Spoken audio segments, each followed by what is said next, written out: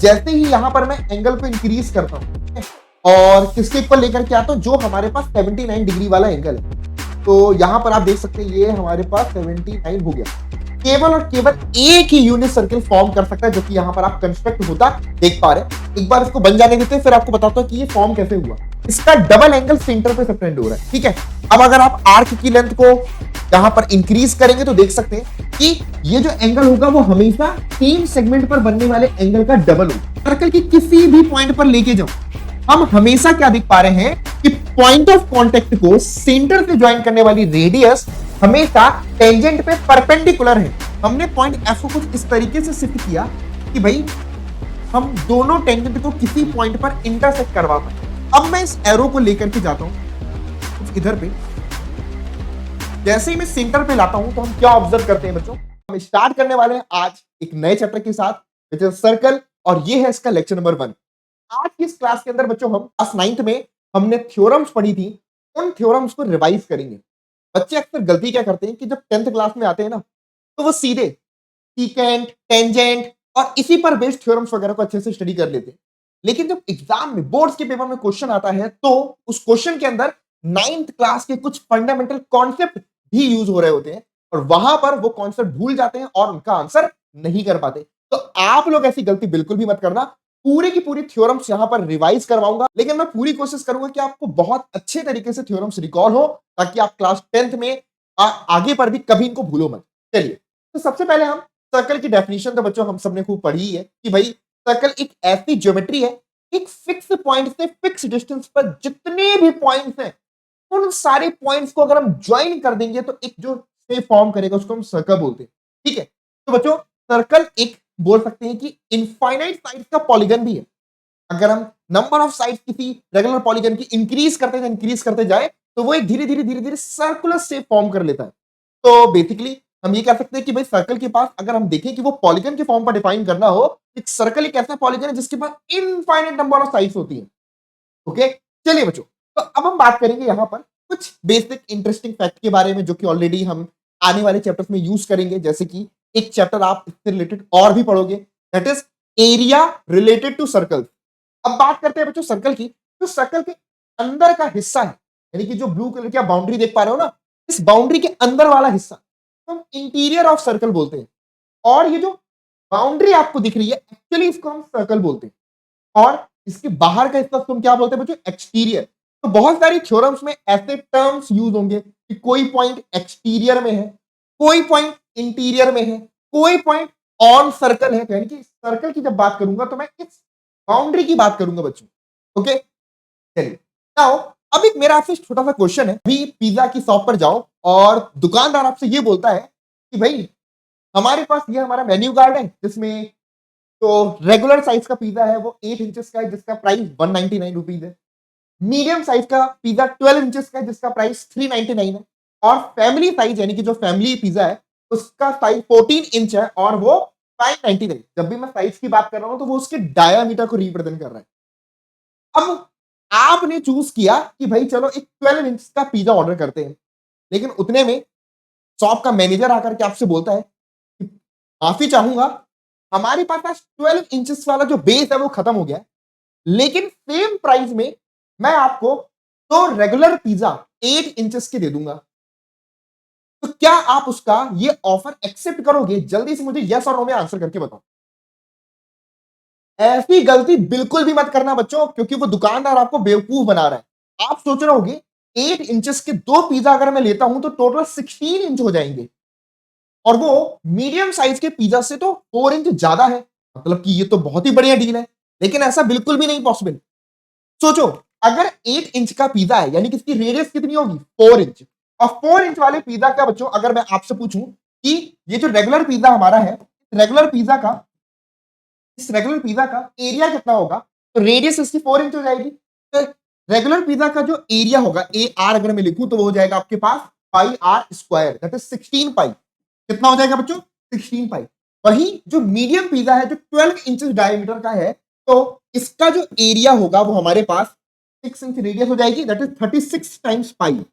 अगर वो आपको दो रेगुलर पिज्जा भी ऑर्डर कर रहा है सेम प्राइस में, तो भी घाटे का सौदा है, क्योंकि 16 प्लस 16 32 पाई, यानी कि टोटल एरिया तब भी 32 पाई होगा, और एक मीडियम पिज्जा का जो एरिया है वो 36 पाई होगा। लेकिन आप ऐसी गलती बिल्कुल भी मत करना, ठीक है बच्चों। तो चलिए, ये तो एक छोटा सा इंटरेस्टिंग फैक्ट था। आगे बढ़ते हैं और सबसे पहले हम रिवाइज करेंगे बच्चों, जो क्लास 9th में हमने थ्योरम्स पढ़ी थी, उन सारी थ्योरम्स को वन बाय वन, क्योंकि उनसे रिलेटेड क्वेश्चंस आपके 10th क्लास में भी पूछे जाते हैं। तो चलिए बच्चों, मूव करते हैं। आइए बच्चों, पहली थ्योरम को विजुलाइज करते हैं। यहां पर आप एक सर्कल को देख पा रहे हैं, और यहां पर सर्कल की दो कॉर्ड्स आप देख सकते हैं। एक कॉर्ड के लिए 7.92 है, दूसरे कॉर्ड के लिए 3.12 है। एक कॉर्ड सेंटर पर 79 डिग्री का एंगल फॉर्म कर रहा है, दूसरी कॉर्ड सेंटर पे 29 डिग्री का एंगल फॉर्म कर रही है। अगर हम इन दोनों कॉर्ड्स को इक्वल करें, या फिर जो सेंटर पर फॉर्म करने वाला एंगल है, इनको अगर हम इक्वल करके विजुलाइज करें, तो व्हाट वी कैन सी, जैसे ही यहां पर मैं एंगल को इंक्रीज करता हूं और किसके इक्वल लेकर के आता हूं, जो हमारे पास 79 डिग्री वाला एंगल है, तो यहां पर आप देख सकते हैं ये हमारे पास 79 हो गया। नाउ वी कैन सी, ये दोनों कॉर्ड जो सेंटर पर 79 डिग्री के एंगल सब्टेंड कर रहे हैं, इन दोनों ही कॉर्ड्स की लेंथ आपके पास सेम है। यानी कि हम ये बोल सकते हैं बच्चों कि equal chords of circle subtend equal angle at the centre. और अगर दो कॉर्ड सेंटर पर इक्वल एंगल सबटेंड कर रही है, तो वो कॉर्ड आपस में इक्वल होती है। तो ये हमारे पास बच्चों फर्स्ट थ्योरम था कि भाई कोई भी दो सर्कल या एक सर्कल हमारे पास में है, और अगर उनके पास दो कॉर्ड ऐसी है जो इक्वल लेंथ की है, तो एंगल जो सेंटर पे वो सबटेंड करेंगी वो इक्वल होंगे। चलिए, अब हम नेक्स्ट थ्योरम पर बात करते हैं। सेकंड थ्योरम बच्चों हम यहां पर विजुलाइज कर सकते हैं कि भाई सर्किल के सेंटर से जब हम कॉर्ड पे परपेंडिकुलर ड्रॉ करते हैं, तो वो कॉर्ड को बाइसेक्ट करती है। दैट वी कैन सी, ये वाला हिस्सा सीई 3.0 बने, तो ये वाला हिस्सा भी ईडी भी 3.0 बने। अब मैं इस पॉइंट को अगर शिफ्ट भी करता हूं या कॉर्ड को इंक्रीज भी करता हूं, तो हम देख सकते हैं जो परपेंडिकुलर होगा वो हमेशा कॉर्ड को बिल्कुल बाइसेक्ट कर रहा है। यानी कि इसको ऐसे भी बोल सकते हैं कि सेंटर से कॉर्ड पर जो परपेंडिकुलर ड्रॉ करते हैं वो कॉर्ड को बाइसेक्ट करता है, या फिर कॉर्ड के मिड पॉइंट से सेंटर को ज्वाइन करने वाला लाइन सेगमेंट कॉर्ड पे परपेंडिकुलर होता है। इसको हम दोनों ही सेंस में बोल सकते हैं। ये हमारे पास सर्किल की सेकंड थ्योरम थी। नेक्स्ट थ्योरम है बच्चों, यहां पर हम तीन पॉइंट्स को देख पा रहे हैं। ये तीन पॉइंट्स कैसे पॉइंट है बच्चों, इनको हम नॉन कोलिनियर पॉइंट्स बोलते हैं। और कोई भी तीन नॉन कोलिनियर पॉइंट्स हम देख सकते हैं बच्चों, केवल और केवल एक ही यूनिट सर्किल फॉर्म कर सकता है, जो कि यहां पर आप कंस्ट्रक्ट होता देख पा रहे हैं। एक बार इसको बन जाने देते हैं, फिर आपको बताता हूं कि ये फॉर्म कैसे हुआ। तो आप देख सकते हैं बच्चों, इन तीन नॉन कोलिनियर पॉइंट से होकर के एक सर्कल फॉर्म करता है, और वो सिर्फ यूनिक सर्कल ही होगा। ऐसा नहीं है कि इन तीन कोई पॉइंट से कोई और सर्कल फॉर्म कर सकते हो। जो भी सर्कल है वो यही सर्कल फॉर्म करेगा। अब ये ड्रॉ कैसे हुआ बच्चों, तो जैसे हम दो पॉइंट को लेते हैं और उनका परपेंडिकुलर बाइसेक्टर ड्रॉ करें, और इन दोनों पॉइंट्स को लें और इनका परपेंडिकुलर बाइसेक्टर ड्रॉ करें, दोनों ही लाइन सेगमेंट के परपेंडिकुलर बाइसेक्टर जिस पॉइंट पर इंटरसेक्ट करते हैं, वो पॉइंट हमारे सर्कल का सेंटर है। और उस पॉइंट से किसी भी पॉइंट की डिस्टेंस को लेकर के जब हम सर्कल ड्रॉ करेंगे, तो वो हम देख सकते हैं बच्चों इन तीन पॉइंट से होकर के ही पास करेगा। तो अगर कोई क्वेश्चन आपसे पूछे कि भाई क्या 3 पॉइंट से होकर के कितने सर्कल पास कर सकते हैं, तो आंसर होगा वन, ओनली वन। 3 पॉइंट से होकर के केवल और केवल एक ही सर्कल पास करता है। आइए बच्चों नेक्स्ट थ्योरम की तरफ मूव करते हैं। नेक्स्ट बच्चों हम यहां पर देख सकते हैं कि दो कॉर्ड्स हैं, डिफरेंट साइड लेंथ की हैं, डिफरेंट साइजेस की हैं। अगर हम यहां पर ये जो सेंटर से डिस्टेंस हम देख सकते हैं कि फर्स्ट कॉर्ड की 2 यूनिट है और सेकंड कॉर्ड की 2.9 है। अगर हम इसको सेम करें, यहां पर आप देख सकते हैं कि जब मैंने इनकी डिस्टेंस को, जो कि आप देख सकते हैं, ये 2 यूनिट और 2 यूनिट कर दिया, तो ये कॉर्ड्स की लेंथ भी सेम हो गई।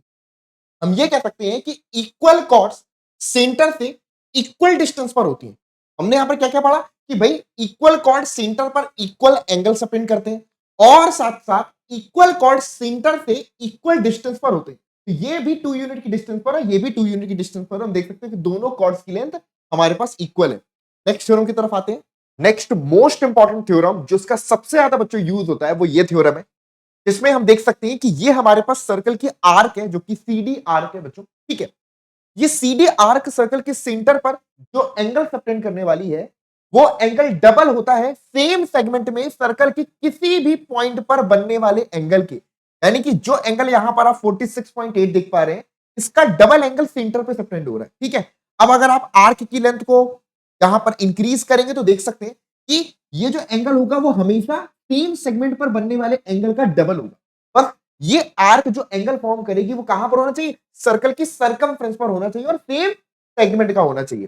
नाउ अब आप देख सकते हैं बच्चों, कि ये जो भी एंगल है ना, सेंटर पर बनने वाला एंगल सर्कल पर बनने वाले एंगल का डबल है। ये बहुत इंपॉर्टेंट थ्योरम है और इस पर बेस्ड क्वेश्चंस आपको क्लास 10th में भी कई जगहों पर देखने को मिलेगा। चलिए नेक्स्ट थ्योरम की तरफ मूव करते हैं। प्रीवियस थ्योरम का ही बच्चों ये एप्लीकेशन है जिसमें आप देख सकते हैं कि सेम सेगमेंट पर बनने वाले जो एंगल होते हैं वो हमेशा इक्वल होते हैं। आप देख सकते हैं कि ये हमारे पास आर्क एसी है।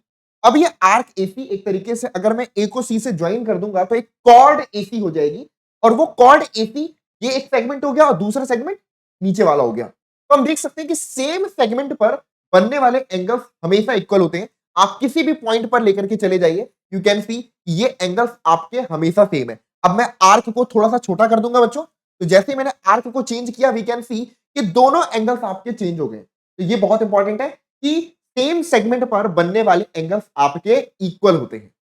इस थ्योरम में बच्चों हम क्या देखते हैं कि यहां पर हमारे पास जो CD है बच्चों, ये सर्कल का डायामीटर है और ए यहां पर सर्कल का सेंटर है।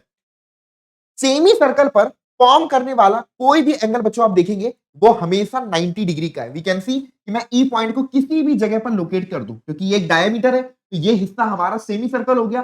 तो मैं ई पॉइंट को किसी भी जगह पर लोकेट कर दूं, वी कैन सी कि एंगल हमेशा 90 डिग्री है।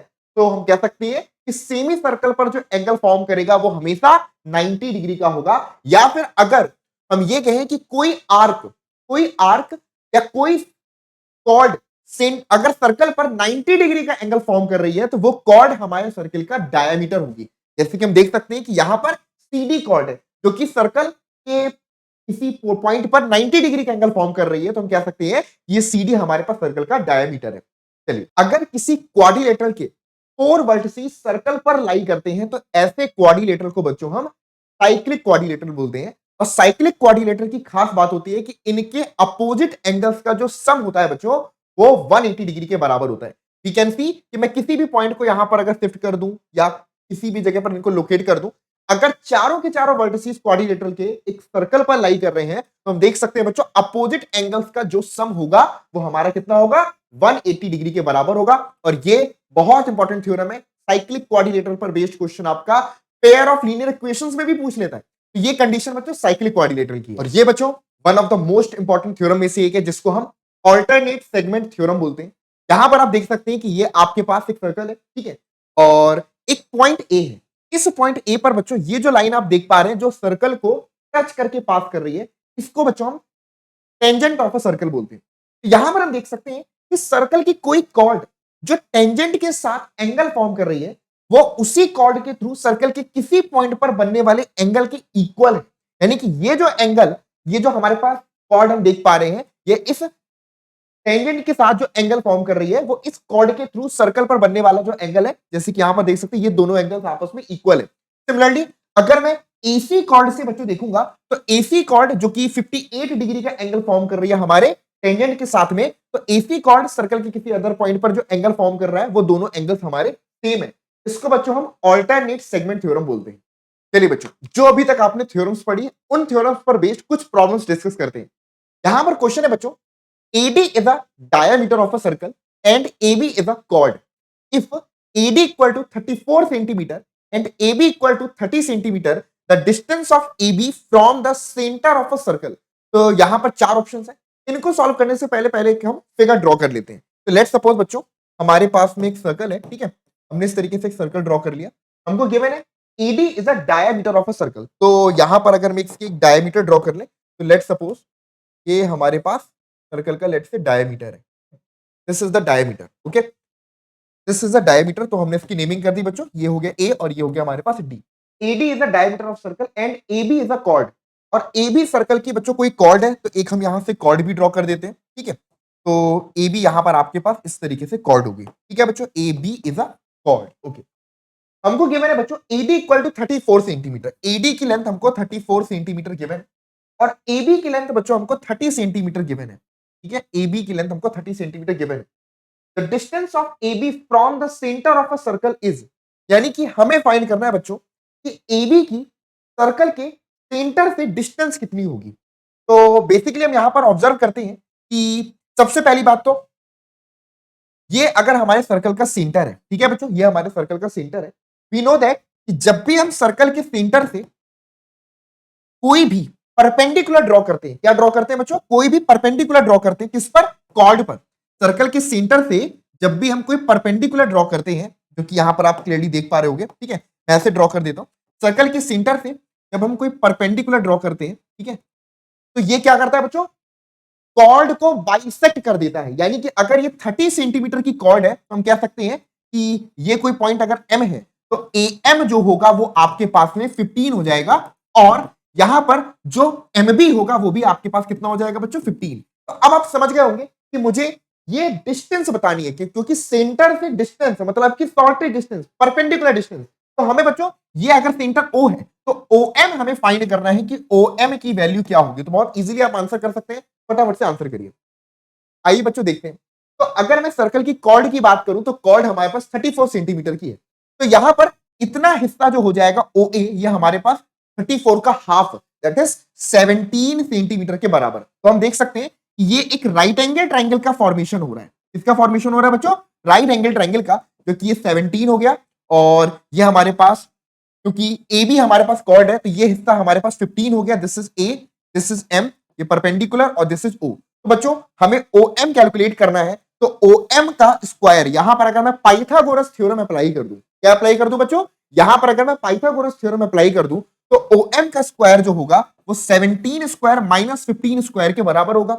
17 square is equal to 289, 15 square equal to 225। यहां से सब्ट्रैक्ट कर देते हैं तो 9 माइनस 5 इज इक्वल टू 4, 8 में से 2 सब्ट्रैक्ट कर दिए तो 6 आ गया, दिस इज 64। तो ओ एम स्क्वायर 64 है, तो यहां से बच्चों ओ एम हमारे पास अंडर रूट 64, तो 8 सेंटीमीटर आएगा। तो इसका correct answer option number D होगा। क्लियर है बच्चों, option number D will be the right answer. Clear है, चलिए नेक्स्ट प्रॉब्लम को देखते हैं।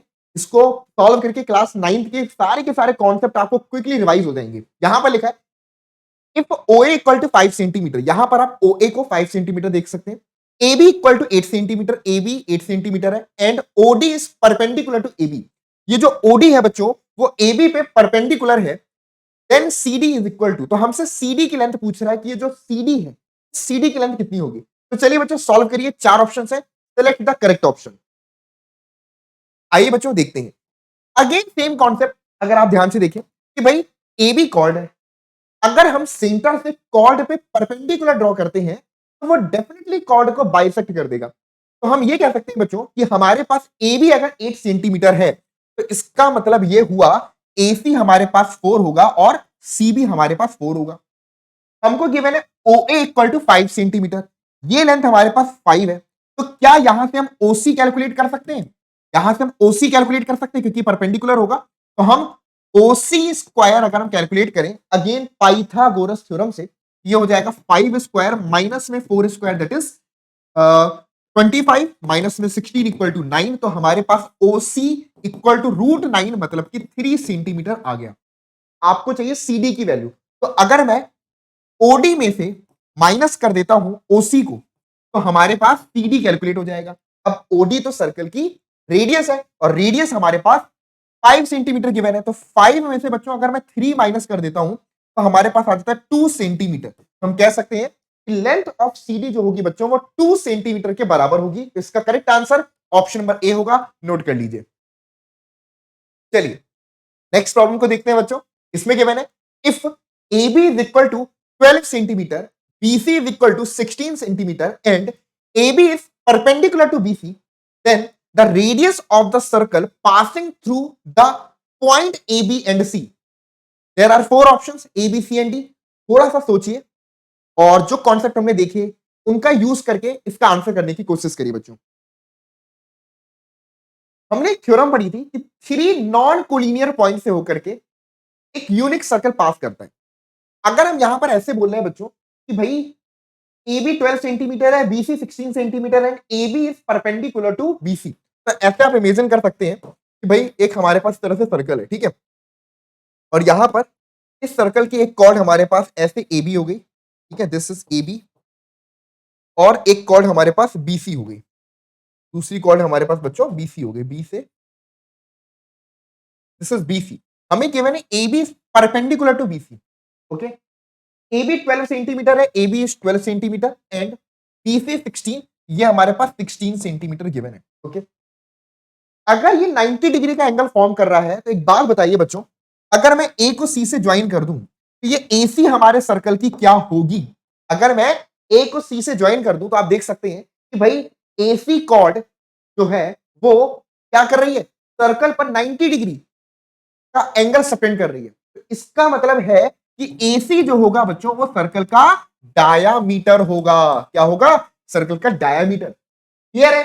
तो अगर एसी हमारे सर्कल का डायमीटर है और दिस इज 16, दिस इज 12, हमें पूछ रहा था बच्चों कि भाई okay okay okay then the radius of the circle, radius find करना है तो आप डायमीटर की लेंथ फाइंड कर लो और डायमीटर का हाफ हमारी रेडियस होती है। यहां पर पाइथागोरस थ्योरम हम अप्लाई कर सकते हैं क्योंकि ये एक राइट एंगल ट्राइंगल है। तो यहां पर बच्चों एसी का जो स्क्वायर होगा वो इक्वल टू होगा 12 square plus 16 square, 12 square plus 16 square, this will become 144 plus में 256 ऐड कर देते हैं, 6 plus 4 10, 5 plus 4 9 plus 1 10, 2 plus 1 3 plus 1 4। तो हमारे पास AC स्क्वायर 400 है, so AC will be under root 400 that is 20 centimetre. तो भाई AC 20 सेंटीमीटर हो गया, रेडियस कितना हो जाएगा? डायमीटर का हाफ। तो हम बोल सकते हैं यहां से रेडियस जो होगी वो हमारे पास 10 सेंटीमीटर आएगा। कितना आएगा बच्चों? रेडियस 10 सेंटीमीटर होगा। तो इसका correct answer option number C 10 centimetre होगा। क्लियर है? चलिए नेक्स्ट क्वेश्चन को देखते हैं। अगेन थ्योरम जो हमने पढ़ी उसी पर बेस्ड प्रॉब्लम है। लिखा है बच्चों in the given figure angle ABC is equal to 20 degree. यहां पर एंगल आप देख पा रहे हैं कौन सा? एबीसी, ये एंगल 20 डिग्री है। ओके, देन एंगल एओसी हमें फाइंड करना है कि एओसी कितने डिग्री का होगा। There are 4 option, select the correct one. बच्चों वो थ्योरम आपको याद है कि कोई आर्क के थ्रू सेंटर पर बनने वाला एंगल उसी सेगमेंट पर बनने वाले एंगल का, उसी सर्कल के मतलब वो वाले सेगमेंट पर बनने वाले एंगल का डबल होता है। अब आप जरा ऑब्जर्व करो, अपनी आईज को थोड़ा सा यहां पर लेकर के आओ। मान लो ये आपकी आंख है, ठीक है बच्चों, तो एसी आपके लिए क्या हो गया बच्चों? एक आर्क हो गई। ठीक है, अब ये आर्क सेंटर पर मान लो कोई भी एंगल सस्टेन करती हो, ये एंगल मान लो एक्स है, लेकिन यही सेम आर्क इसी सेगमेंट में जो एंगल सस्टेन कर रही है वो कितना है बच्चों? 20 डिग्री। अब थ्योरम हमको क्या पता है कि ये जो सेंटर पर बनने वाला एंगल होता है वो उसी सेगमेंट पर बनने वाले एंगल का डबल होता है। तो अगर ये एंगल 20 डिग्री है तो इसका मतलब है कि एओसी जो कि हमें यहां पर फाइंड करना है वो 20 डिग्री का डबल हो जाएगा, यानी कि एंगल एओसी जो होगा बच्चों वो 40 डिग्री के बराबर होगा। ओरल आंसर आ गया इसका। इसका करेक्ट आंसर बच्चों ऑप्शन नंबर बी 40 डिग्री होगा। B is the right answer. Clear है? नोट कर लीजिए। चलिए नेक्स्ट प्रॉब्लम देखते हैं। If AOB is a diameter, diameter बोल देता है तो बहुत सारी प्रॉब्लम इजी हो जाती है। एओबी हमारे पास डायमीटर है, okay, and AC equal to BC. यहां पर बच्चों गिवन है कि एसी हमारे पास में बीसी के बराबर है, then we have to find the angle CAB. बहुत इजी प्रॉब्लम है, बहुत इजी है। देयर आर 4 ऑप्शन, थोड़ा सा सोचिए और आंसर करिए। आइए बच्चों देखते हैं। सबसे पहली बात, सेमी सर्कल पर जो एंगल बनता है वो कितने डिग्री का होता है? 90 डिग्री का होता है। यानी कि हम ये कह सकते हैं बच्चों कि ये जो एंगल फॉर्म करेगा ये कितना होगा? 90 डिग्री का होगा। और हमको मेंशन है कि एसी और सीबी आपस में इक्वल है। तो ये कैसा ट्राइंगल हुआ बच्चों? राइट एंगल आइसोसेलेस ट्राइंगल हुआ। दो साइड इक्वल मतलब कि आइसोसेलेस। इसका मतलब ये है कि ये जो एंगल होगा और ये जो एंगल होगा दोनों इक्वल होंगे, है ना? और हमें पता है कि भाई एंगल सम प्रॉपर्टी से तीनों एंगल का सम 180 डिग्री, एक एंगल 90 डिग्री है, तो बाकी के दो एंगल्स का सम कितना हो जाएगा? बाकी के दो एंगल्स का सम 90 डिग्री के बराबर। तो एक्स की वैल्यू हमारे पास 45 डिग्री, यानी कि जो एसीबी आप बोल रहे हो, सॉरी सीएबी, तो सीएबी 45 डिग्री के बराबर होगा। Very easy, option number D इसका करेक्ट आंसर हो जाएगा। नोट कर लीजिए, D will be the right answer. चलिए नेक्स्ट प्रॉब्लम देखते हैं बच्चों। फिगर को देख करके ये याद आ गया होगा कौन सी थ्योरम लग सकती है।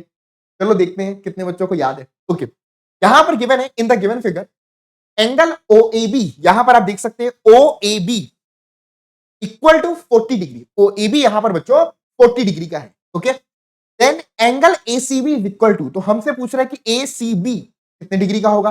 देयर आर 4 ऑप्शंस, थ्योरम वही अप्लाई होगी, बस थोड़ा सा लगाने का तरीका समझना है। There are 4 options, select the correct one. आइए बच्चों देखते हैं। एक बात बताओ, सर्कल की रेडियस तो बराबर होती है, इसका मतलब है कि ये OA और OB आपस में इक्वल होंगे, है ना? OA और OB आपस में इक्वल, इसका मतलब है OAB कैसा ट्राइंगल है? आइसोसेलेस ट्राइंगल है। और अगर OAB आइसोसेलेस ट्राइंगल है तो ये एंगल 40 डिग्री है, तो इसका मतलब ये हुआ कि ये एंगल भी तो आपका 40 डिग्री होगा। 40 40, तो बताइए एंगल AOB कितने डिग्री का हो जाएगा?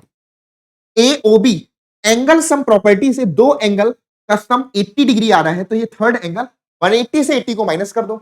यहां से बच्चों हम कह सकते हैं कि एंगल AOB जो होगा वो 100 डिग्री के बराबर होगा।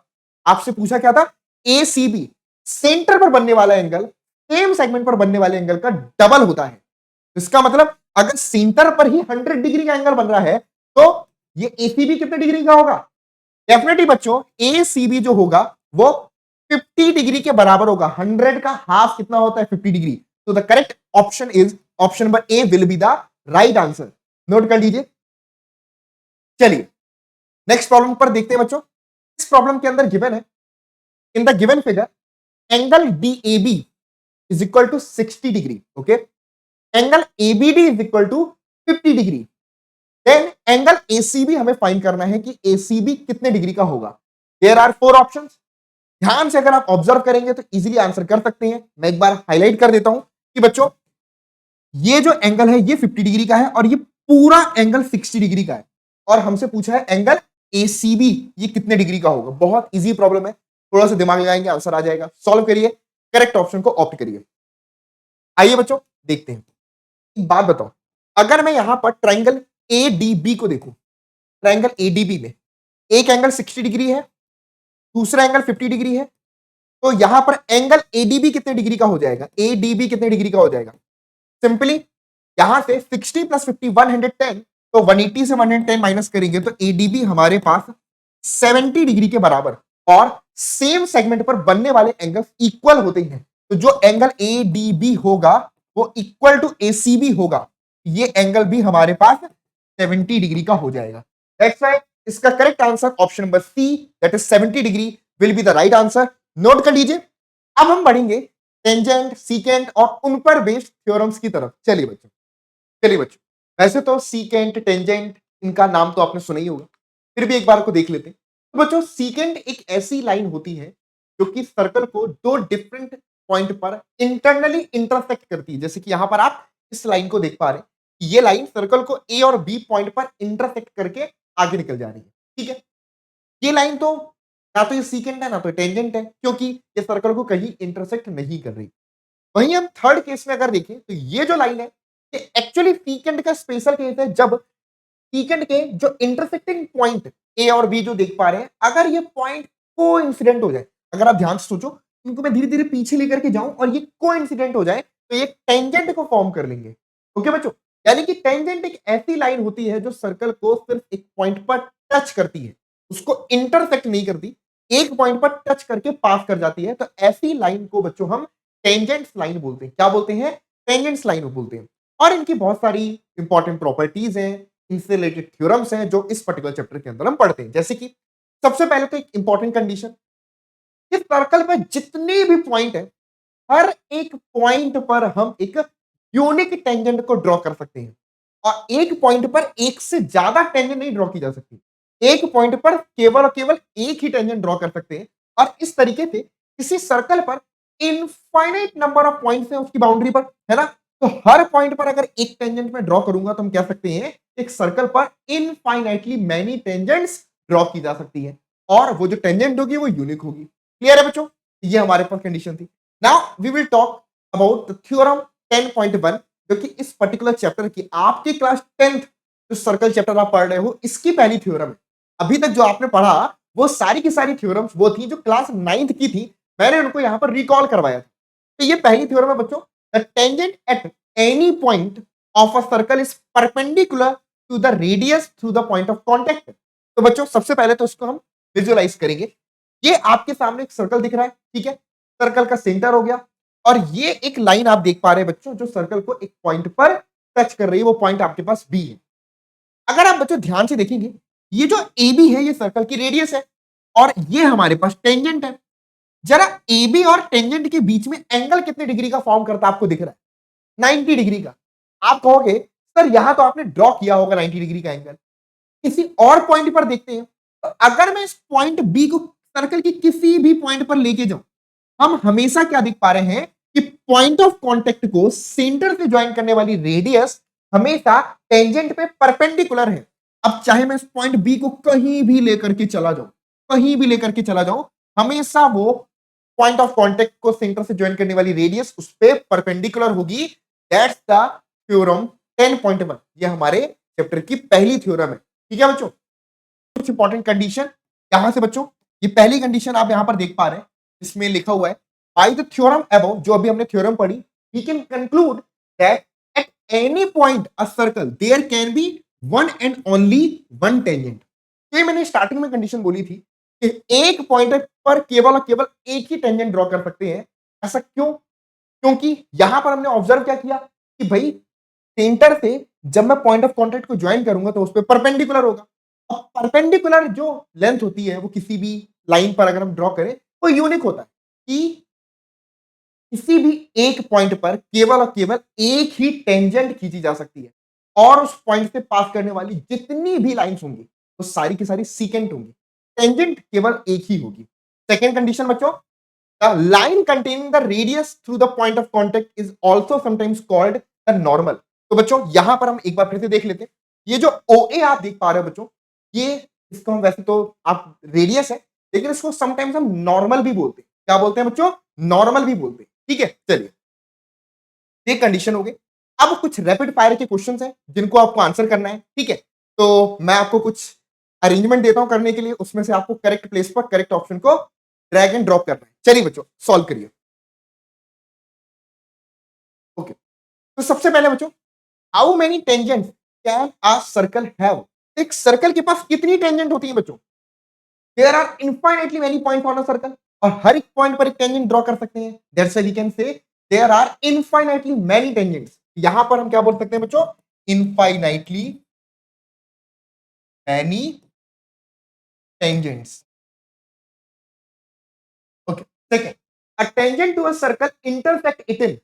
एक टेंजेंट सर्कल को कितने पॉइंट पर इंटरसेक्ट करती है? ओनली वन, केवल टच करके गुजर रही है, तो ओनली वन। तो यहां पर हम क्या लिखेंगे बच्चों? It is only one point, या केवल वन पॉइंट भी लिख सकता हूं, ओनली वन लिखो या वन पॉइंट लिखो, एक ही बात है। चलिए, a line intersecting a circle in two points is called. वो लाइन जो सर्कल को दो पॉइंट पर इंटरसेक्ट करती है उस लाइन को हम क्या बोलते हैं बच्चों? सीकेंट बोलते हैं, उसको हम सीकेंट ऑफ सर्कल बुलाते हैं। A circle can have parallel tangent at the most. तो भाई ये कंडीशन ध्यान से समझना, दो टेंजेंट पैरेलल कब होंगी? दो टेंजेंट्स बच्चों पैरेलल होंगी जब वो सर्कल के डायमेट्रिकल एंड पर ड्रॉ की जाए। आई बात समझ में? डायमेट्रिकल एंड पर जब मैं दो टेंजेंट ड्रॉ करूंगा तभी वो पैरेलल हो सकती है। तो इसका मतलब है एक टेंजेंट की पैरेलल सिर्फ और सिर्फ एक ही टेंजेंट मिलेगी। ऐसा नहीं कि किसी एक टेंजेंट के पैरेलल हमें और भी अलग अलग टेंजेंट्स मिल जाए। तो हम बोल सकते हैं a circle can have parallel tangent at the most two, यानी कि किसी पर्टिकुलर टेंजेंट के लिए हम देखें तो एक ही पैरेलल टेंजेंट हमको यहां पर मिलती है। उसके बाद बच्चों बात करें the common point of a tangent to a circle and the circle is called. एक सर्कल है और सर्कल पर एक टेंजेंट है, तो सर्कल और टेंजेंट का जो कॉमन पॉइंट है उस पॉइंट को हम क्या बोलते हैं बच्चों? Point of contact. उसको हम क्या बुलाते हैं बच्चों? पॉइंट ऑफ कांटेक्ट बुलाते हैं। वो हमारे पास पॉइंट ऑफ कांटेक्ट होता है। क्लियर है? नोट कर लीजिए। ओके, चलिए अब एक क्वेश्चन आपके सामने है, फटाफट से इसको आंसर करिए। A tangent P Q eight a point P, आपको यहां पर फिगर अपने आप से ड्रॉ करना है। ठीक है, a tangent P Q eight a point P of a circle of radius 5 centimeter meets a line through the center O at a point Q। Centre से ज्वाइन करने वाली लाइन को Q पॉइंट पर meet करते हैं। So that OQ equal to 12 centimetre, length PQ, तो हमें length PQ की वैल्यू फाइंड करनी है। There are four options, select the correct one. चलिए बच्चों, तो सबसे पहले तो हम यहां पर एक फिगर ड्रॉ करेंगे। ये हमारे पास एक सर्कल हो गया। ठीक है, अब सर्कल पर कोई पॉइंट बच्चों हमने ले लिया, लेट सपोज ये कोई पॉइंट आपके पास में P हो गया, और इस तरीके से ये हमारे पास PQ एक टेंजेंट है। ठीक है बच्चों, सर्कल का सेंटर यहां पर फॉर एग्जांपल ये कोई सेंटर O है। ओके, गिवन है a tangent PQ at a point P of a circle of radius 5 centimetre meet a line through the centre O at a point Q. जब मैं इसको ऐसे ज्वाइन करता हूं बच्चों तो क्यू पॉइंट पर मीट करती है, ठीक है। ओ क्यू हमारे पास 12 सेंटीमीटर है, ये हमारे पास 12 सेंटीमीटर गिवन है। लेंथ पी क्यू, हमें पी क्यू फाइंड करना है और ये जो रेडियस है ये हमारे पास 5 सेंटीमीटर गिवन है, दिस इज 5। और हमें बच्चों पी क्यू फाइंड करना है कि पी क्यू क्या होगा। अगर पहले नहीं आया तो एक बार फिर से ट्राई कर सकते हो आप, ठीक है। अब तो आंसर कर दो, फिगर भी ड्रॉ कर दिया। चलिए बच्चों, तो यहां पर आप देख सकते हैं कि अगेन राइट एंगल ट्राइंगल का फॉर्मेशन हो रहा है, तो हमें पी क्यू फाइंड करना है। तो पाइथागोरस थ्योरम से ये जो ओ क्यू है ये एज अ हाइपोटेनस काम करेगा, तो ओ क्यू का स्क्वायर जो होगा वो OP square plus P Q square के बराबर होगा। ये हो गया 12 स्क्वायर और ओपी माइनस कर देंगे यहां पर, तो 5 square equal to P Q square. यहां से 144 minus 25 equal to P Q square. 14 में से 5 9 आ गया, फिर यहां पर 1 और ये 1 119। तो पी क्यू स्क्वायर है, तो ये हो गया हमारे पास 119 का स्क्वायर रूट। तो हमारे पास P Q option number D square root 119 centimetre होगा। क्लियर है बच्चों? Option number D will be the right answer. अब बच्चों हम बात करते हैं number of tangent from a point on a circle. तो बच्चों फ्रॉम अ पॉइंट, अब जो पॉइंट है वो क्या क्या कंडीशन हो सकती है। लेट सपोज एक कंडीशन में अगर आपसे ये बोलूं, एक हमारे पास एक सर्कल है बच्चों, ठीक है। अगर मैं ये बोलूं कि एक पॉइंट हमने बच्चों यहां पर पी ले लिया, एक पॉइंट हमने यहां पर पी ले लिया। अब आप मुझे बताइए इस पॉइंट पी से इस सर्कल पर मैं कितनी टेंजेंट ड्रॉ कर सकता हूं। एब्सोल्युटली करेक्ट बच्चों, इस पॉइंट पी से हम सर्कल पर कोई भी टेंजेंट ड्रॉ नहीं कर सकते। यानी कि point P inside of the circle है और कोई पॉइंट अगर सर्कल के अंदर है तो उससे हम सर्कल पर कोई भी टेंजेंट ड्रॉ नहीं कर सकते। इसी पॉइंट पर टेंजेंट सिर्फ और सिर्फ तब ड्रॉ हो सकता है जब वो पॉइंट या तो सर्कल पर हो, ठीक है, तो हम कोई लाइन ऐसी ड्रॉ कर सकते हैं जो उस पॉइंट से पास करेगी, ठीक है। या दूसरी कंडीशन है बच्चों, कोई एक्सटर्नल पॉइंट, किसी भी एक्सटर्नल पॉइंट से हम किसी सर्कल पर एग्जैक्टली टू टेंजेंट्स ड्रॉ कर सकते हैं। एग्जैक्टली बच्चों टू टेंजेंट्स ड्रॉ कर सकते हैं जब पॉइंट हमारे पास सर्कल से बाहर कहीं पर है, तो हम एग्जैक्टली टू टेंजेंट ड्रॉ कर सकते हैं। और अगर कोई पॉइंट सर्कल पर लाई करता है, किसी सर्कल पर है, तो उस कंडीशन में only one tangent we can draw, only one tangent can be draw. उस कंडीशन में बच्चों हम केवल और केवल एक टेंजेंट को ड्रॉ कर सकते हैं। आई बात समझ में बच्चों? क्लियर है? एक बार फिर से देख लेते हैं बच्चों कि अगर कोई पॉइंट एक्सटर्नल है तो किसी भी एक्सटर्नल पॉइंट से सर्कल पर हम एग्जैक्टली टू टेंजेंट ड्रॉ कर सकते हैं। कोई पॉइंट अगर इनसाइड ऑफ सर्कल है तो हम नो टेंजेंट्स, इस केस में बच्चों हम कोई भी टेंजेंट ड्रॉ नहीं कर सकते। नो टेंजेंट्स कैन बी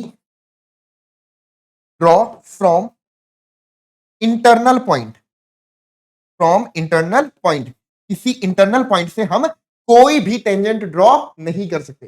ये तीन ही केस है बच्चों, inside, on the circle and outside of the circle.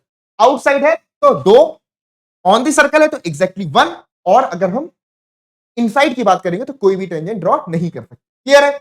अब समझते हैं कि अगर कोई पॉइंट आउटसाइड है, जैसे कि यहां पर आप देख पा रहे हैं, जिस पर बेस्ड हमारे पास बच्चों थ्योरम नंबर 10.2 है। थ्योरम नंबर 10.2 हमसे क्या बोलती है? The length of tangent drawn from an external point to a circle, यानी कि किसी बाहर किसी पॉइंट से अगर मैं सर्कल पर दो टेंजेंट्स ड्रॉ करता हूं, क्योंकि हमने देखा कि भाई एक्सटर्नल पॉइंट से सर्कल पर दो टेंजेंट्स ड्रॉ की जा सकती है। The length of tangents drawn from an external point to a circle are equal. तो ये थ्योरम बोले भाई कि जब आप किसी एक्सटर्नल पॉइंट से सर्कल पर दो टेंजेंट ड्रॉ करोगे तो वो दोनों टेंजेंट आपकी लेंथ में इक्वल होगी बच्चों। दोनों टेंजेंट क्या होगी? लेंथ में इक्वल होगी। ध्यान से समझिए कि किसी पॉइंट से अगर हमने किसी एक्सटर्नल पॉइंट से सर्कल पर दो टेंजेंट हमने ड्रॉ करी है, इसी तरीके से याद रखना, एक पॉइंट है, दो टेंजेंट हमने ड्रॉ करी है, तो वो दोनों टेंजेंट क्या होगी बच्चों? इक्वल लेंथ की होगी। क्लियर है? अब इस थ्योरम को एक बार हम पहले विजुलाइज करेंगे, उसके बाद इसके प्रूफ को भी करेंगे, क्योंकि इसका प्रूफ बहुत इंपॉर्टेंट है बच्चों। प्रीवियस में बहुत बार आया है, प्रूफ इज मोस्ट इंपॉर्टेंट, तो ये तो हमें करना ही करना है। आपको क्लास 10th के अंदर बच्चों दो थ्योरम को बिल्कुल ऐसे बोल सकते हैं कि मिक्सर ग्राइंडर में डाल करके अच्छे तरीके से उसका शेक बना लेना है और पी जाना है। कौन सी दो थ्योरम है? पहली थ्योरम है बेसिक प्रोपोर्शनलिटी थ्योरम और दूसरी है हमारी tangents drawn from an external point are equal in length. ये दोनों थ्योरम ऐसी हैं जिनके प्रूफ हर साल पूछे जाते हैं। अब ये बात अलग है कि आप जो सेट आपको मिला है उस सेट में भले ही ना आया हो, लेकिन जो 5 सेट आते हैं उनमें से किसी ना किसी सेट के अंदर ये थ्योरम का प्रूफ जरूर आता है। तो पहले विजुलाइज करेंगे, उसके बाद हम समझेंगे इसके प्रूफ को और अच्छे तरीके से लिख करके समझेंगे। चलिए बच्चों आगे बढ़ते हैं। आइए बच्चों देखते हैं। यहां पर आप देख सकते हैं कि एक सर्कल हमको गिवन है और इस सर्कल पर दो टेंजेंट हमने ड्रॉ की हुई है, एक पॉइंट ई पर और एक पॉइंट आपका एफ पर। ठीक है, अगर मैं पॉइंट एफ को मूव करता हूं तो हम देख सकते हैं कि हम इस पॉइंट एफ को कहीं पर भी मूव कर सकते हैं। ठीक है बच्चों, एज वेल एज इस पॉइंट के साथ साथ मैं ई को भी कहीं पर भी मूव कर सकता हूं। अभी सबसे पहला मेरा आपसे क्वेश्चन है, क्या ए बी और सी डी, ये जो दो टेंजेंट आपको दिख रही है, ए बी ई पॉइंट पर और सी डी एफ पॉइंट पर इसको टच कर रही है। अब आप मुझे बताइए यहां पर देख करके आपको क्या ऐसा दिख रहा है कि ए बी और सी डी एक दूसरे के पैरेलल है? यस और नो में आंसर करिए। बिल्कुल नहीं। आप यहां पर क्लियरली बच्चों देख पा रहे हैं कि ये जो टेंजेंट है आपकी ये पैरेलल नहीं है। लेकिन अगर मैं पॉइंट एफ को कुछ इस तरीके से लेकर के आता हूं, क्या अब ये टेंजेंट आपको पैरेलल दिख रही है बच्चों? यानी कि ए बी और सी डी दो पैरेलल टेंजेंट दिख रही है? बिल्कुल। तो अब खास बात यह है कि दो टेंजेंट पैरेलल तभी होती हैं, जो हमने प्रीवियस क्लास में डिस्कस भी किया था बच्चों, कि जब वो डायमेट्रिकल एंड पर ड्रॉ की गई होती है। यानी कि यहां पर EOF जो है बच्चों वो एक्चुअली क्या है? EOF हमारे पास डायमीटर ऑफ सर्कल है। इस वजह से AB और CD टेंजेंट आपकी पैरेलल है। अदरवाइज मैं कहीं पर भी लेके जाऊंगा तो हम देखेंगे पैरेलल नहीं होंगी। सिर्फ और सिर्फ हम देख सकते हैं कि जब पैरेलल होंगी तभी हम देख सकते हैं कि ये डायमेट्रिकल एंड पर लाई कर रही होंगी। क्लियर है? चलिए अब थ्योरम को विजुलाइज करने के लिए जो थ्योरम 10.2 है उसके लिए हमने क्या किया, हमने पॉइंट एफ को कुछ इस तरीके से शिफ्ट किया कि भाई हम दोनों टेंजेंट को किसी पॉइंट पर इंटरसेक्ट करवा पाए। तो अभी हम देख सकते हैं यहां पर जो पॉइंट एस है बच्चों, ये दो टेंजेंट का इंटरसेक्शन पॉइंट है, या हम ये बोल सकते हैं कि हमने पॉइंट एस से एफ ई और एफ एफ दो टेंजेंट को ड्रॉ किया है। देख सकते हैं बच्चों, पॉइंट एस से हमने एक टेंजेंट एफ ई और दूसरी टेंजेंट एफ एफ को ड्रॉ किया है। अब जरा ध्यान से समझिएगा, एक बात तो क्लियर है कि ये एंगल जो आपका होगा और ये जो, यानी कि OE जो होगा वो इसके परपेंडिकुलर होगा और जो OF होगा वो इसके परपेंडिकुलर होगा। यानी कि ये तो तय है बच्चों कि ये हमारे पास 90 डिग्री के एंगल फॉर्म कर रहे होंगे। तो अब मैं इस एरो को लेकर के जाता हूं कुछ इधर पे। जैसे ही मैं सेंटर पे लाता हूं तो हम क्या ऑब्जर्व करते हैं बच्चों कि ये जो हाईलाइटेड हिस्सा है OEF एंड OFF, क्या ये दोनों ट्राइंगल्स को आप देख पा रहे हैं? बिल्कुल सही। इन दोनों ट्राइंगल्स को अगर हम ध्यान से देखें तो कुछ खास बात नजर आ रही है। इन दोनों ट्राइंगल्स के अंदर क्या खास बात नजर आ रही है, जरा ऑब्जर्व करिए कि ट्राइंगल OEF एंड OFS में क्या खास बात है। जल्दी से बताइए, मैं आपको 4 ऑप्शन देता हूं। OEF एंड OFS में क्या खास बात नजर आ रही है? ये जो दोनों ट्राइंगल्स हैं ये एक दूसरे के कॉन्ग्रुएंट ट्राइंगल्स हैं। और कॉन्ग्रुएंट कैसे है बच्चों? देखिएगा, क्योंकि ये जो एंगल यहां पर फॉर्म करेगा 90 डिग्री का, यहां पर जो एंगल फॉर्म करेगा वो भी 90 डिग्री का।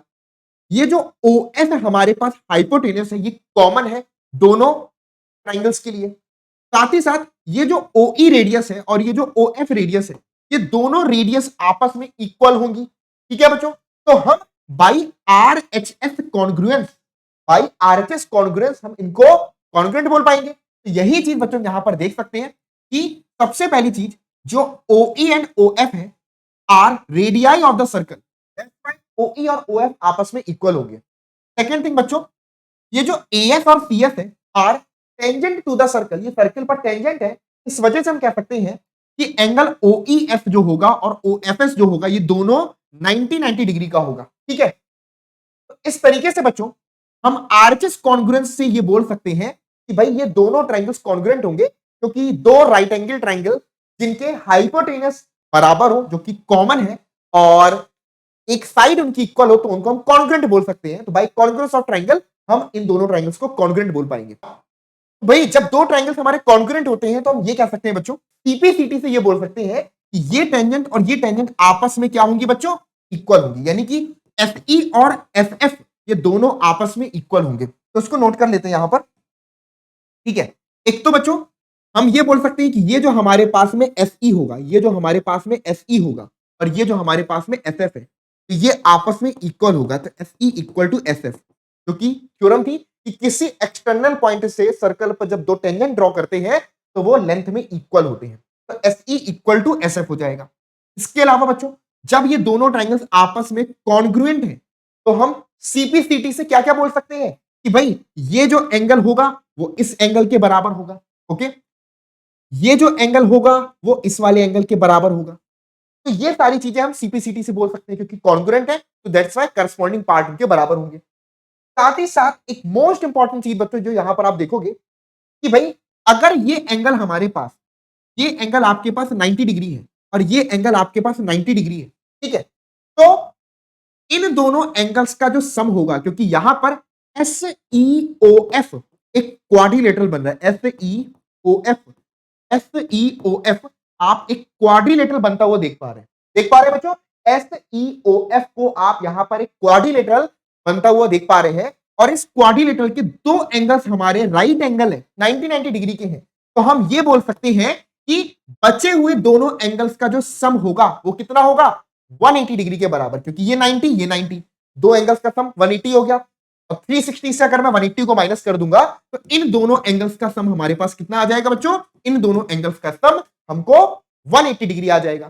तो ये हम कह सकते हैं कि यहां पर ये जो एंगल्स होते हैं, यानी कि दो टेंजेंट जिस पॉइंट पर एक दूसरे से मिल रही है ना, वो पॉइंट और जो सेंटर है, सेंटर पर फॉर्म करने वाला एंगल, ये आपस में हमारे सप्लीमेंट्री एंगल्स होते हैं। तो हम यहां पर लिख सकते हैं बच्चों कि एंगल आपका EFF, लिख सकते हैं बच्चों एंगल यहां पर EFF प्लस में angle EOF, EOF is equal to 180 degree, ये हमारे पास 180 डिग्री के बराबर होता है और हम ये कह सकते हैं कि हेल्थ ये दोनों एंगल्स आपके सप्लीमेंट्री होते हैं।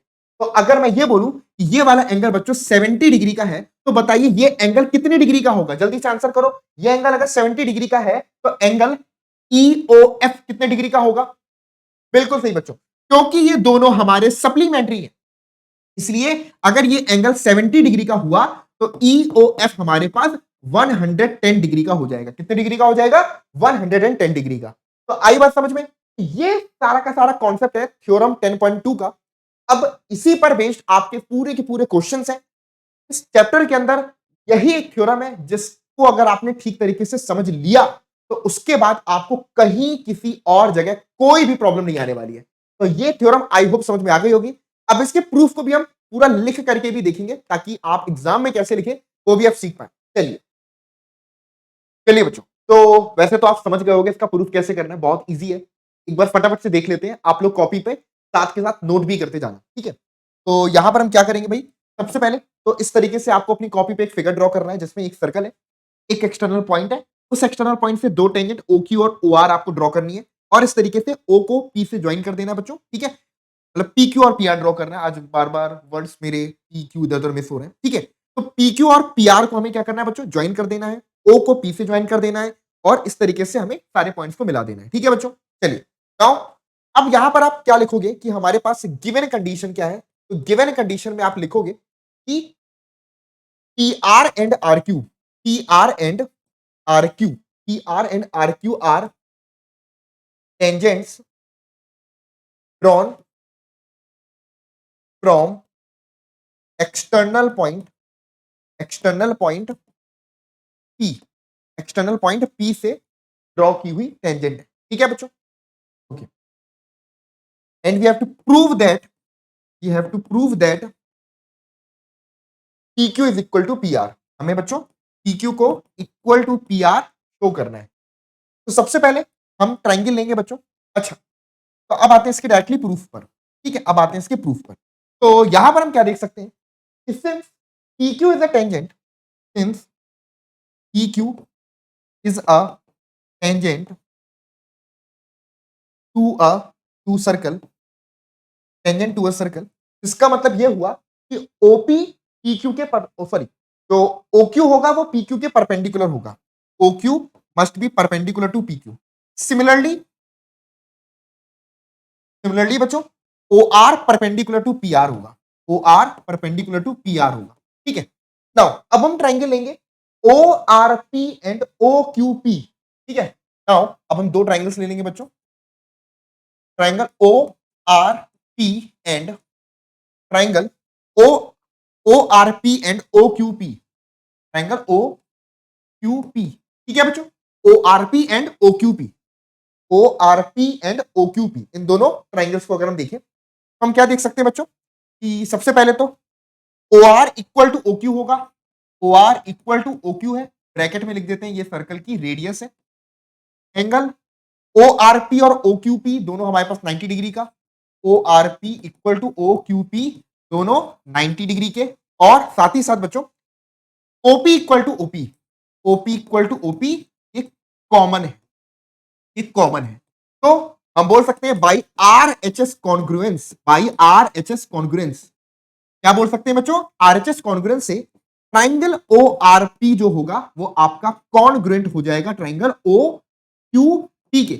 बहुत इजी थ्योरम है, बेसिक प्रोपोर्शनलिटी थ्योरम के कंपैरिजन में इसको प्रूफ करना बहुत आसान होता है। ठीक है, वो भी इजी है, उसके भी मैंने आपको दो मेथड्स बताए, तो आपको जो मेथड से करना उससे आप कर सकते हैं। ठीक है, तो ORP OQP के क्या हो जाएगा बच्चों, कॉन्ग्रुएंट, ये हमारे पास कॉन्ग्रुएंट हो गया। अब यहां पर बच्चों हम लिख सकते हैं by CPCT corresponding part of congruence triangle से हम लिख सकते हैं कि जो PQ है वो PR के बराबर होगा, दैट इज ये RP और QP, RP जो होगा बच्चों वो QP के बराबर होगा। तो यही हमें प्रूफ करना था कि एक्सटर्नल पॉइंट से जो टेंजेंट हम ड्रॉ करते हैं वो लेंथ में इक्वल होती है, तो ये हमने प्रूफ कर दिया। इसके अलावा बच्चों हम और भी कुछ बोल सकते हैं बाई CPCT, हम ये भी बोल सकते हैं कि एंगल RPO और QPO दोनों बराबर होंगे। एंगल RPO जो होगा वो इक्वल टू होगा एंगल QPO के, RPO QPO दोनों आपस में इक्वल होंगे। तो ये हम लिख सकते हैं बच्चों बाई CPCT से कि RPO एंगल QPO एंगल के बराबर होगा। इसके अलावा बच्चों हम ये भी देख सकते हैं कि ये जो एंगल होगा वो इसके बराबर होगा, यानी कि OQOP एंगल आपका QOP जो होगा वो इक्वल टू होगा एंगल आपके ROP के, है ना बच्चों, एंगल ROP के बराबर होगा। ये एंगल भी आपस में इक्वल होंगे, और साथ ही साथ हम जानते हैं कि ये एक क्वाड्रिलेटरल है, यानी कि इन quadrilateral ORPQ, now in quadrilateral ORPQ, एक बार फिर से सीक्वेंस देख लेना, ORPQ हम देख सकते हैं यहां पर ये जो एंगल आपके पास QOR होगा, एंगल QOR प्लस में ये एंगल आपका 90 डिग्री होगा बच्चों, यहां पर 90 डिग्री प्लस में ये एंगल आपके पास RPQ हो जाएगा, RPQ हो जाएगा, और प्लस में हमारे पास ये एंगल भी आपका 90 डिग्री होगा, तो इधर भी हम 90 डिग्री इक्वल टू लिख सकते हैं 360 डिग्री। अब यहां से QOR प्लस में RPQ इनका सम हमारे पास 180 डिग्री के बराबर होगा। किसके बराबर होगा, इनका सम हमारे पास 180 डिग्री के इक्वल। तो हेंस ये हमारा प्रूव हो जाता है। मतलब थ्योरम तो हमारी बच्चों यहीं तक प्रूव हो गई है ना, थ्योरम तो हमने यहीं पर प्रूव कर लिया। ये एडिशनल बातें हैं, है ना, ये एडिशनल बातें इसी थ्योरम से जो आगे पर बहुत सारे सवालों में, बहुत सारे क्वेश्चंस में कहीं ना कहीं ये आपका यूज हो रहे होंगे। क्लियर है, नोट कर लीजिए। इसके बाद हम कुछ मल्टीपल चॉइस क्वेश्चंस करेंगे, फिर हम एक्सरसाइज के क्वेश्चंस की तरफ मूव करेंगे। चलिए बच्चों, तो पहला क्वेश्चन आपकी स्क्रीन पर है जिसमें लिखा है from a point Q the length of tangent to a circle is 24 centimeter and the distance of Q from the center is 25 centimeter, the radius of the circle। तो अगर आप एक फिगर ड्रॉ करोगे तो इजीली आप देख सकते हो कि टेंजेंट की लेंथ गिवन है और पॉइंट Q से सेंटर की लेंथ, सेंटर की डिस्टेंस यानी कि हाइपोटेनस हमको गिवन है, और रेडियस आपसे पूछ रहा है। तो सॉल्व करिए, आंसर बताइए। There are 4 option, select the correct one. आइए बच्चों देखते हैं। तो यहां पर एक अगर हम फिगर को ड्रॉ करें तो हम देख सकते हैं कि ये हमारे पास एक सर्कल हो गया, ठीक है, और सपोज कोई एक पॉइंट P है, ठीक है, और ये कोई पॉइंट आपके पास Q है, ठीक है। तो हमको गिवन है कि सेंटर से हमको Q की जो डिस्टेंस है वो हमारे पास गिवन है 24 centimetre. The length of the tangent is 24 centimetre, okay, and the distance of Q from the centre is 25, this is 25। We have to find the radius, हमें रेडियस फाइंड करना है। यहां पर सिंपली पाइथागोरस थ्योरम हम apply कर देंगे, तो लिख सकते हैं कि ओपी का जो स्क्वायर होगा, है ना, ये फाइंड करना है बच्चों, तो इसके स्क्वायर में से इसके स्क्वायर को माइनस कर दो, तो हमें ओपी का स्क्वायर आ जाएगा, ठीक है। तो ये हो जाएगा आपके पास ओ क्यू स्क्वायर माइनस में पी क्यू स्क्वायर, तो we will get OP square equal to O Q is 25, 25 square, this is 24, 24 square, this is 625 and this is 576. 15 minus 6 that is 9 and 12 minus 8 that is 4, so this is 49. So OP is equal to 7 centimeter. हमारे पास radius बच्चों 7 centimetre आएगी, that is option number A will be the right answer. Clear है, note कर लीजिए। चलिए next problem में देखते हैं बच्चों, यहां पर गिवन है if TP and TQ are two tangents to a circle, यहां पर आप देख सकते हैं टीपी और टीक्यू दो टेंजेंट है पॉइंट टी से सर्कल पर, एंगल पीओक्यू हमारे पास 110 डिग्री गिवन है, then find the angle PTQ. तो जल्दी से बताइए बच्चों एंगल पीटीक्यू क्या होगा, there are 4 option, select the correct one. आइए बच्चों देखते हैं, तो जैसे कि हम यहां पर देख सकते हैं कि ये जो एंगल्स होते हैं सप्लीमेंट्री होते हैं, तो ये एंगल अगर 110 डिग्री का है तो एंगल पीटीक्यू जो होगा वो 180 माइनस में एंगल पीओक्यू होगा, ठीक है, 180 माइनस में पीओक्यू, यहां से हमारे पास 180 डिग्री माइनस में 110 डिग्री, तो दिस इज 70 डिग्री। तो इसका करेक्ट आंसर बच्चों option number B 70 degree will be the right answer. Clear है, नोट कर लीजिए। नेक्स्ट क्वेश्चन को देखते हैं बच्चों, यहां पर गिवन है if tangents PA and PB from a point P to a circle with centre O are inclined to each other at the angle 80 degree, ठीक है बच्चों, 80 डिग्री के एंगल पर इंक्लाइंड है दोनों tangent, then we have to find the angle POA। तो POA कितने degree का होगा ये हमें फाइंड करना है, तो पहले तो आप एक फिगर ड्रॉ करिए फिर आंसर करिए। आइए बच्चों देखते हैं, सबसे पहले बच्चों अगर मैं यहां पर एक सर्कल ड्रॉ करूं और गिवन है PA and PB from a point P, तो एक पॉइंट अगर हम यहां पर P ले लेते हैं बच्चों, तो इस पॉइंट P से एक टेंजेंट आपके पास ये हो जाएगी, ठीक है, और दूसरी टेंजेंट आपकी इसी पॉइंट से ये हो जाएगी, ठीक है। चलिए, तो this is PA and this is PB और ये हमारे पास सर्कल का सेंटर O है, तो this is perpendicular and this one is also perpendicular, ठीक है। गिवन है बच्चों and incline to each other at angle of 80 degree, ये दोनों एक दूसरे के साथ में 80 डिग्री के एंगल पर इंक्लाइन है, तो हमको फाइंड करना है बच्चों एंगल POA, यानी कि अगर मैं इसको इससे ज्वाइन कर दूं, ठीक है, तो हमें बच्चों ये एंगल फाइंड करना है कि ये एंगल कितने डिग्री का होगा, ठीक है, तो बहुत इजी है। अब आप ध्यान से समझेंगे तो ये एंगल अगर 80 डिग्री का है तो हमें पता है कि ये पूरा एंगल बच्चों आपका 100 डिग्री का होगा, और हमें पता है कि ये हिस्सा और ये हिस्सा आपस में इक्वल होंगे, तो यानी कि अगर ये इस हिस्से की बात करूं तो ये एंगल हमारे पास 50 डिग्री के बराबर होगा, क्योंकि हमने क्या प्रूफ किया था बच्चों कि ये वाला जो एंगल होता है इतना हिस्सा वो बराबर होता है इतने हिस्से के, है ना, ये दोनों हिस्से आपस में बराबर होते हैं, तो अगर ये एंगल पूरा 100 डिग्री है तो ये 50 और ये 50, का answer option number A 50 degree के बराबर होगा। क्लियर है बच्चों, option number A 50 degree will be the right answer. Clear है, नोट कर लीजिए। नेक्स्ट प्रॉब्लम को देखते हैं, अगला क्वेश्चन बच्चों, prove that the tangents drawn at the ends of a diameter of a circle are parallel. तो जिसको हमने विजुअलाइजेशन में डिस्कस भी किया था कि अगर दो पैरेलल टेंजेंट्स हैं तो वो डायमेट्रिकल एंड पर ड्रॉ की गई होंगी, इसको हमें प्रूफ करना है। बहुत इजी है बच्चों, सबसे पहले तो हमने क्या किया, एक इस तरह से सर्कल ड्रॉ कर लिया, ठीक है, और डायमेट्रिकल एंड पर यहां पर हम दो टेंजेंट ड्रॉ करेंगे, तो ये आप देख पा रहे हैं बच्चों दो टेंजेंट्स हमने ड्रॉ की हुई है, ये हमारे पास सर्कल का सेंटर है, ठीक है बच्चों, दिस इज द सेंटर, और लेट सपोज ये हमारे पास एक पॉइंट आपके पास में P है और एक पॉइंट आपके पास में Q है, अगर मैं इनको ज्वाइन कर दूं तो ये हमारे पास POQ जो है बच्चों वो सर्कल का क्या है हमारे पास डायमीटर है, तो ये हमारे पास सर्कल का डायमीटर है, तो हमको गिवन जो है बच्चों वो क्या है कि POQ इज अ डायमीटर, ये हमारे पास गिवन है, क्या गिवन है बच्चों, POQ जो है हमारे पास वो डायमीटर है, okay, and we have to prove that, हमें क्या प्रूव करना है बच्चों, we have to prove that कि भाई अगर मैं इसको बोलूं कि ये हमारे पास एम है, ठीक है, ये एल एम है और ये हमारे पास एन आर है, तो हम ये प्रूव करना चाहते हैं कि जो एल एम होगा बच्चों वो पैरेलल टू एन आर होगा, पैरेलल टू एन आर होगा, ठीक है, तो एल एम को एन आर के पैरेलल हमें प्रूव करना है।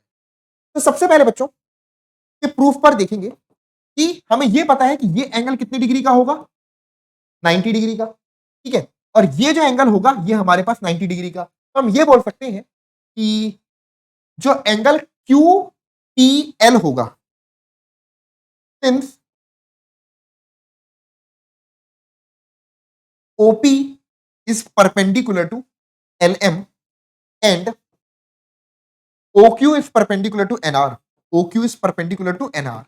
भाई द कंडीशन कि भाई सेंटर से जो टेंजेंट पॉइंट ऑफ कांटेक्ट को ज्वाइन करते हैं तो परपेंडिकुलर होता है, तो डायमीटर है, ठीक है बच्चों, ये परपेंडिकुलर होगा इनके। नाउ वी कैन सी कि भाई एंगल QOP, सॉरी, जो एंगल QPL जो होगा, एंगल QPL जो होगा, ये एंगल पूरा 90 डिग्री होगा, और एंगल PQR जो होगा, एंगल PQR जो होगा ये भी आपका 90 डिग्री। देख पा रहे हैं बच्चों, ये पूरा एंगल 90 डिग्री है, ये पूरा, और ये पूरा एंगल 90 डिग्री। ये दोनों किस टाइप के एंगल है? ये ऑल्टरनेट इंटीरियर एंगल है। तो हम देख सकते हैं कि सिंस एंगल QPL बराबर angle PQR equal to 90 degree, since they are alternate interior angle, hence we can say कि जो LM होगा बच्चों वो आपका पैरेलल टू NR होगा। यहां पे लिख सकता हूं कि जो बच्चों आपका LM होगा वो पैरेलल टू NR होगा। क्लियर है? नोट कर लीजिए, LM आपका NR के पैरेलल हो जाएगा। तो इस तरीके से इस थ्योरम को हम प्रूव कर सकते हैं कि LM is parallel to NR। Okay, हाँ जी बच्चों, तो आप लोग सोच रहे होंगे कि अब मैं कहां से आ गया। तो भाई इस सुपर शॉट का जो आगे का हिस्सा है वो आपको मिलने वाला है इंडिया लर्निक्स के ऐप और वेबसाइट पर। तो ऐप का लिंक डिस्क्रिप्शन बॉक्स में है, अगर आप चाहो तो वेबसाइट पर जाकर के भी इस तरीके से आपके लैपटॉप में वेबसाइट ओपन हो जाएगी, जहां पर आप लॉग इन या रजिस्टर पे क्लिक करते हो। सबसे पहले स्टेप में गो टू डैशबोर्ड होता है, उस पर क्लिक करोगे तो लॉग इन एंड रजिस्टर आ जाएगा। इस पे जैसे आप क्लिक करते हो तो आपसे मोबाइल नंबर मांगेगा, उस पे मोबाइल नंबर डालना है, ओटीपी आपसे पूछेगा, ओटीपी शेयर करना है, और आपके पास इस तरीके से एक पेज यहां पर ओपन हो जाएगा, जहां पर आप देख सकते हैं कि सारे कोर्सेज वगैरह दिख रहे हैं। पहले ही बता देता हूं कि किसी भी तरीके का आपको फीस पे नहीं करना है। ये इंडिया लर्निक्स ने आपके लिए क्लास 10th एग्जाम को माइंड में रखते हुए क्रैश कोर्स को पूरी तरीके से फ्री कर दिया है। तो यहां पर बोल्ड बूस्टर कोर्स, ये जो आप देख पा रहे हैं, मैंने क्योंकि ऑलरेडी इनरोल कर दिया है तो यहां पर सीधे आप उस पर क्लिक करोगे, आपको वहां पर इनरोल करना पड़ेगा, तो उस पर क्लिक कर सकते हैं। इसके अंदर फास्ट ट्रैक करके यहाँ पर फ्री का ऑप्शन है, इस पे जब आप क्लिक करोगे तो ऑटोमेटिकली मैं इनरोल्ड हूं, तो यहाँ पर लिखा है आपसे इनरोल के लिए पूछेगा, तो आप क्लिक कर दोगे। क्लिक करते ही बच्चों यहां पर आपके सारे के सारे जो भी चैप्टर्स हैं या भी जो भी लेक्चर्स हैं वो अपलोड हो जाएंगे। जैसे कि केमिस्ट्री का already metals and non metals का जो सुपर शॉट कल आया था, उसके लेक्चर्स आप देख सकते हैं, यहां पर 4 वीडियोस पूरे के पूरे अवेलेबल है। जब आप इन पे क्लिक करोगे तो यहां पर आपको कुछ इस तरीके से दिखेगा 1 2 3 4। इसी तरीके से आपको मैथ्स का भी अब आप जाकर के देखोगे तो मैथ्स का भी आपको अवेलेबल वहां पर दिख जाएगा, ठीक है। यहां पर इस तरीके से ओपन हो जाएगा, आप इसको प्ले कर सकते हो, ये वीडियो स्टार्ट हो जाएगी, ठीक है। और यहां पर जब आप आगे बढ़ोगे तो आप देख सकते हो कि बीच बीच में आपसे हो सकता है कि कुछ क्वेश्चंस वगैरह भी यहां पर आएंगे। तो इन क्लास बिटवीन बीच में जब आपका वीडियो चल रहा होगा तो उससे रिलेटेड जो भी क्वेश्चन सर पूछेंगे वो यहां पर इस तरीके से फ्लैश होगा।